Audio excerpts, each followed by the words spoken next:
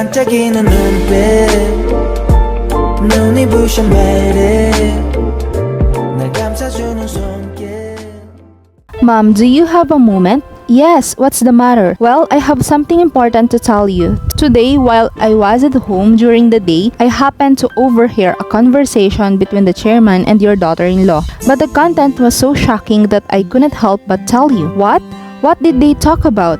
Today, after finishing work and going to the annex, I realized that I had left my phone behind. So I came back. But Nayong went into the chairman's study. Actually, I had been considering telling you earlier because Nayong kept going into the chairman's or your study when everyone else came to work, and it made me suspicious.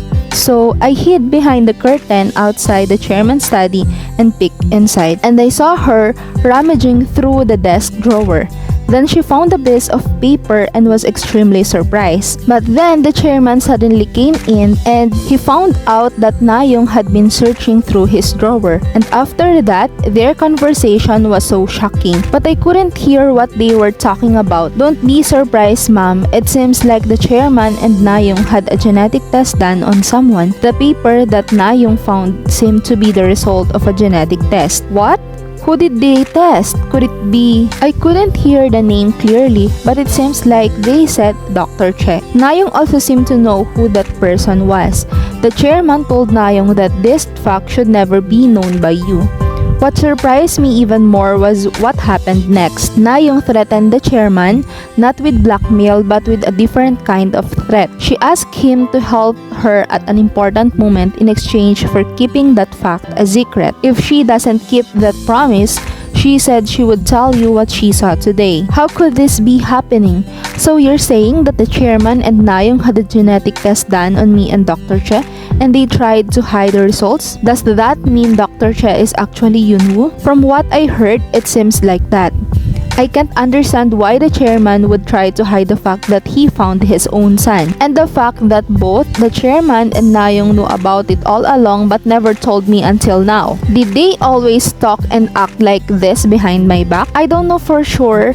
Today was the first time I saw it, but Mom, what they said next was even more shocking. What did they say? It seems like both the chairman and Nayong knew that you were almost close to finding your son. So they said it was only a matter of time before you found out that Dr. Che was Yunwoo.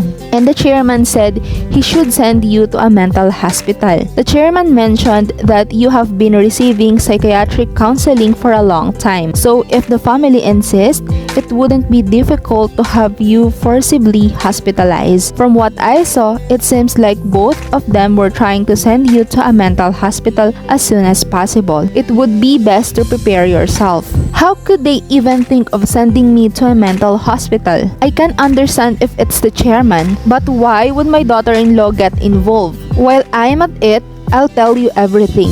Nayong is completely different when the chairman or you are present and when you're not. As I mentioned earlier, she would sneak into the chairman's or your study without anyone noticing and come out much later. And she used to personally prepare breakfast, but she would tell me to prepare it in the early morning as if she had done it herself. I was shocked to see her behavior, and her attitude towards me was disrespectful when it was just the two of us, but she acted completely different in front of you.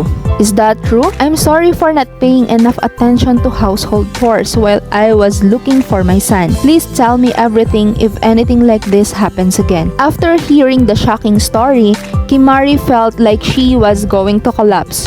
She gathered herself and went to Hanjinte's study. Did you really have a genetic test done on me and Dr. Che? Honey, what are you talking about?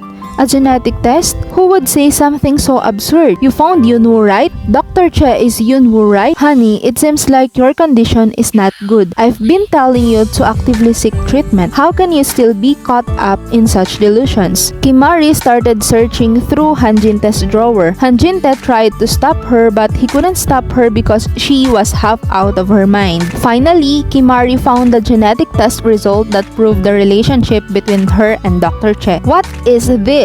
Who thought that Hyunwoo might be Dr. Che and you treated me like a mental patient and secretly did a genetic test? How did you know? Did your daughter-in-law tell you? It doesn't matter how I found out. Why did you hide the fact that Dr. Che is Hyunwoo from me? You're the one who abandoned him, right? I've said it many times, the day was an accident. Now you're trying to separate me and Hyunwoo until the end, and you want me to believe that? Yes, I hid the fact that Dr. Che is Hyunwoo while knowing it. I've been living in pain for the 30 years because of you and your father. Losing Hyunwoo was really an accident, but until he go back, I can't forget how you treated me like a criminal. Even though you pretended not to, I could feel that you didn't trust me. I thought it was better that I lost Hyunwoo.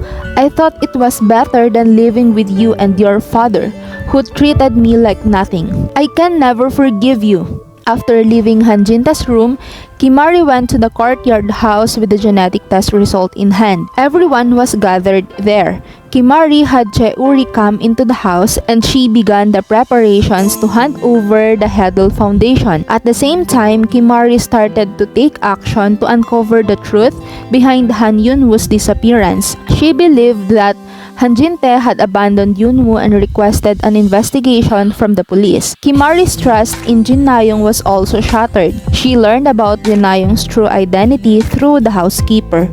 In the end, Kimari divorced Han Jin-tae and drove out Jin Na-young. From now on, she would live only for Che-uri. Che-uri would inherit the Hedel Foundation and marry Jin Suji, starting a new life. I hope that day comes soon. That's all for today, guys. Thank you all for watching.